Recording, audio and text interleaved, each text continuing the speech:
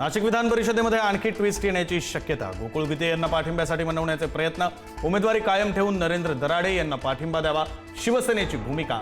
आज महाजन आणि सामंतांमध्ये चर्चा।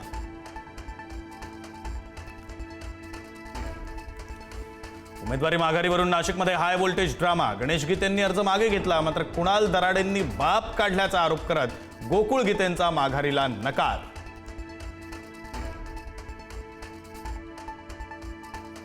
बंडखोरांना मतदार साथ देणार नाहीत, त्यांचा निवडणुकीत पराभव होईल।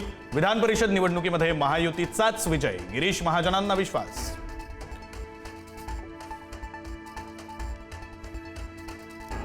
पुणे विधान परिषदेची निवडणूक बिनविरोध। महायुतीचे विक्रम काकडे यांची बिनविरोध निवड। राष्ट्रवादीच्या सुनील टिंगरेंची विधान परिषद निवडणुकीतून माघार। राणा दाम्पत्याने घेतली मुख्यमंत्री फडणवीसांची भेट। सुनेत्रा पवारांच्या राज्यसभेच्या रिक्त जागी नवनीत राणांना संधी देण्याची मागणी। रिक्त जागा भाजपला सुटल्यानं राणा दाम्पत्य उमेदवारीसाठी आग्रही। काँग्रेस अध्यक्ष मल्लिकार्जुन खरगे आज राज्यसभेसाठी उमेदवारी अर्ज दाखल करणार। लोकसभेचे विरोधी पक्षनेते राहुल गांधी उपस्थित राहणार। मुख्यमंत्री फडणवीस घेणार मुंबईतील मान्सूनपूर्व कामांचा आढावा। आज महापौर रितू तावडेंसोबत बैठक। मुंबई महापालिकेच्या कामांचा मुख्यमंत्री घेणार आढावा।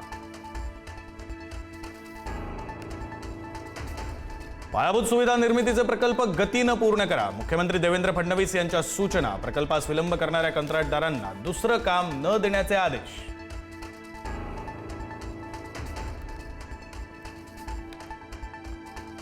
मुंबईतील रिक्षा भाडेवाढीचा प्रस्ताव निर्णयाच्या उंबरठ्यावर। मुंबईकरांच्या खिशावरील भार वाढणार। सीएनजी दरवाढीचा परिणाम। 1 जुलैपासून रिक्षाचं किमान भाडं 27 रुपये होण्याची शक्यता।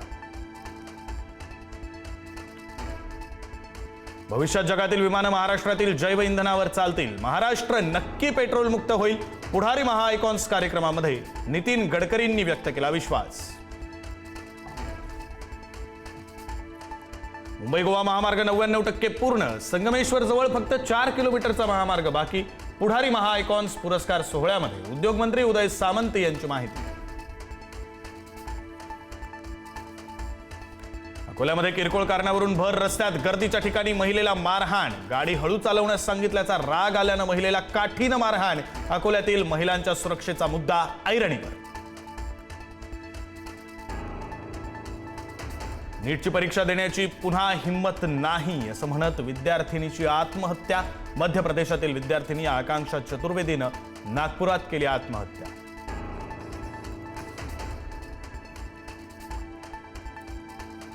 दिल्लीच्या नोएडा सेक्टर 75 मधील इमारतीला भीषण आग। सोसायटीच्या 12व्या मजल्यावर आग लागल्यानं आगीवर नियंत्रण मिळवताना अडचण।